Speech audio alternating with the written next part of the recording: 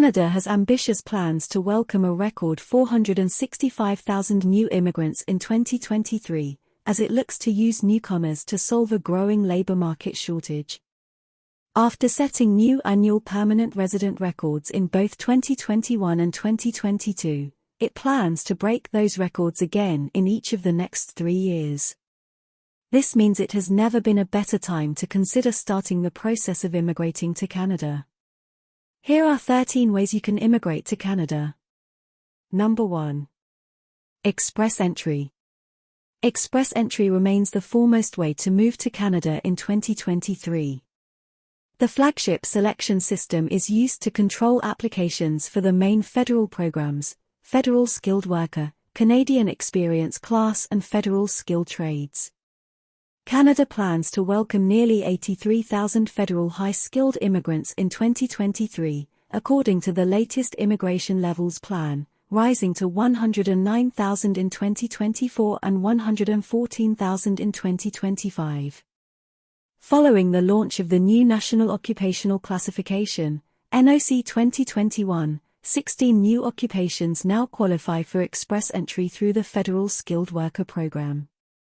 From truck drivers to nurses and teaching assistants to payroll administrators, many new occupations now qualify for Canada's mass entry immigration stream.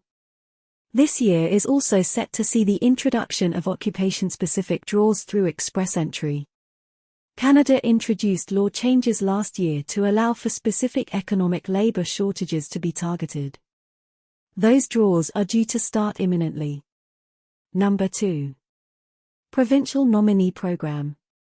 The only economic stream bigger than express entry in 2023 is the combined force of Canada's provincial nominee programs. Canada plans to welcome more than 105,000 newcomers through the 9 provincial and 2 territorial immigration programs. From British Columbia in the west, through the prairie provinces of Alberta, Saskatchewan and Manitoba, to Ontario and the Atlantic Canadian provinces of Nova Scotia, New Brunswick, Newfoundland and Labrador and Prince Edward Island, there are thousands of spots for Canada immigration in 2023. Parts of the PNP also feed into express entry, meaning each of the provincial programs mentioned above have specific streams for the federally operated selection system. The provinces are geared up to select immigrants specific to their economic needs. Candidates should consult target occupation lists and streams because provincial and federal priorities differ. Number 3. Quebec. Quebec is in a category of its own as it has full control over its economic immigration intake. Much has been made of the powerful Quebec provincial government's push to ensure all immigrants welcome to the province are francophone. François Legault, leader of the coalition Avenir Quebec, believes the French language is central to preserving Quebec's culture and is focused on limiting newcomers to the province to around 50,000 in total, 33,000 of them through economic programs. The francophone requirement becomes less of a priority for candidates with a qualified job offer in hand. It remains to be seen how Legault's policy of continuing to limit immigration plays out, with the province in the grip of a chronic labor shortage. After winning a powerful mandate last year, based almost entirely on votes from outside Montreal, Legault now needs to get Quebec's economy moving to maintain his popularity. Number 4. Employer-driven pilot programs. Canada also operates a number of employer-driven pilot programs targeting specific areas of the economy or regions with chronic labor shortages. At the forefront of these is the Atlantic Immigration Program, which started life as a pilot but has since been made permanent. Covering the 4 Atlantic provinces of Nova Scotia, New Brunswick, Newfoundland and Labrador and Prince Edward Island, the AIP has an allocation of 8,500 spaces for skilled worker and international graduate immigrants in 2023. A further 8,500 newcomers are to be welcomed through 3 other streams, the Agri-Food Pilot, the Rural and Northern Immigration Pilot and the Economic Mobility Pathways Project. All of these programs are employer-driven, meaning they cannot be applied directly. An employer identifies a need, finds an immigrant to fulfill that need and uses the program to bring that candidate to Canada. Meanwhile, it is understood that a new municipal nominee program remains in the works. First proposed by the governing Liberals in 2019, the MNP was set back by the COVID-19 pandemic, but could finally be launched this year. As its name suggests, an MNP would see immigrants selected at a much more local level, allowing individual communities to respond to specific labor market needs. Number 5. Startup Visa. Canada's Startup Visa has become an important route to Canada immigration for business-minded individuals. To qualify, candidates with a qualifying business or business idea must secure the support of a designated angel investor group, venture capital fund or business incubator, plus have the required settlement funds and language ability. Candidates can move to Canada on a work permit while they establish their business, before qualifying for permanent residence. To qualify, applicants must be actively involved in the management of the business within Canada. Canada plans to welcome 3,500 newcomers through business programs in 2023, rising to 6,000 by 2025. A significant number of these will come through the Startup Visa. Number 6. Provincial Business Programs. Many of Canada's provinces operate their own entrepreneur programs, which fall under their respective provincial nominee programs. Each of these programs has specific requirements related to the province or territory they serve. Number 7. Self-employed programs. Both the federal government and Quebec operate self-employed programs.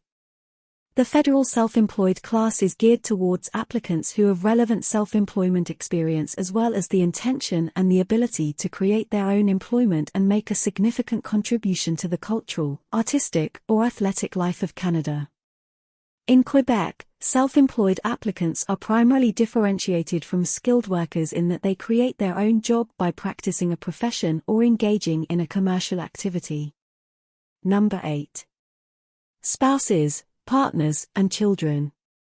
Canada combines spouses, partners, and children in its immigration levels plan, with an aim to welcome 78,000 such newcomers in 2023, making up the majority of the 106,000-strong family class. The spouse and partner stream allows for applications from outside or within Canada, via the spouse or common law partner in Canada class. Spouses and partners can be of any sex provided they meet requirements. Spouses and partners can qualify for a work permit while they are waiting for their applications to be processed. Children being sponsored are generally under 22 and do not have a spouse or partner of their own. To qualify over the age of 22, they must be unable to financially support themselves because of a mental or physical condition or have depended on their parents for financial support since before the age of 22. Canada operates a separate stream for adoption from overseas. Number 9. Parents and grandparents. Canada's Parents and Grandparents program operates on a lottery system, where sponsors declare their interest in a pool and are drawn at random and issued an invitation to apply. Canada plans to welcome 28,500 newcomers through the stream in 2023. The stream has drawn controversy over the years as it is regularly oversubscribed, with officials searching for the fairest way to select candidates to come to Canada. Currently, the PGP pool has not been opened for new sponsors since 2020. 3 batches of sponsors have been invited to apply since then. It is possible that Immigration, Refugees and Citizenship Canada, IRCC, will move to open a new window for the submission of interest to sponsor forms in 2023. Parents and grandparents who are not selected can consider the Super Visa. Number 10. Study Permit and Postgraduation Work Permit. Canada has an established route to permanent residence for international students, with 750,000 expected to study in Canada in 2023, making it the largest category of temporary residents. They can come in on a study permit, qualify for a post-graduation work permit, which can give them the experience needed to qualify for immigration via express entry. However, while that pathway exists, candidates must be aware that it is highly competitive. Only a fraction of the 750,000 international students studying in Canada will become permanent residents. Many immigration consultants and colleges and universities promote the fact that international students can come to Canada to study and transition to permanent residence. However, the reality is that very few will achieve this. Number 11. Temporary workers. Canada's cohort of work permit holders may have fallen behind study permit holders as the largest group of temporary residents, but they are still a significant number at 750,000. Temporary workers come to Canada via a number of channels, including the Temporary Foreign Worker Program for those who require a labor market impact assessment and the International Mobility Program for those who do not. A positive LMIA confirms there is a need for a foreign worker to fill the job at hand and that no Canadian worker is available to do the job. The IMP allows Canadian employers to hire foreign workers without the need for an LMIA. It includes intracompany transferees, those entering Canada as part of trade treaties, such as the Canada-United States-Mexico Agreement, CUSMA, or the Comprehensive Economic Trade Agreement, CETA, and those who qualify for an open work permit. The TFWP is made up of 4 streams: high-skilled workers, low-skilled workers, the Seasonal Agricultural Worker Program, and the Living Caregiver Program. The Global Talent Stream also falls under the TFWP, through which employers can access 2-week processing for a list of technology occupations. A number of provincial programs also operate programs that target technology occupations, including the BC PNP Tech Stream, and Ontario Tech draws through its Human Capital Priorities stream. Number 12. Buy a business and move to Canada. There remain options for candidates who wish to buy a business and move to Canada, including a pathway through the Temporary Foreign Worker Program and the Ontario Entrepreneur Success Initiative. Owner-operator rules under the TFWP were recently changed to remove an exemption for LMIA advertising requirements. However, the pathway still exists for the right candidate. The OINP Entrepreneur Success Initiative is a 2-year pilot with the aim of welcoming 100 newcomers outside the Toronto area and drawing investment of $20 million. Number 13. Refugee Immigration. Canada continues to prioritize welcoming refugees as part of its humanitarian effort around the world.